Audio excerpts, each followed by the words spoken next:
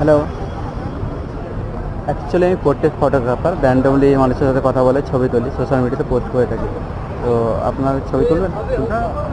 Thank you.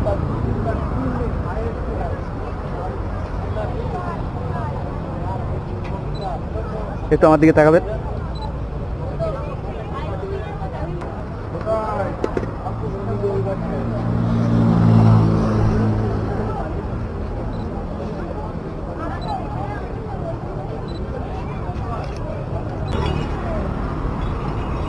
আপনার পেজের নাম কি?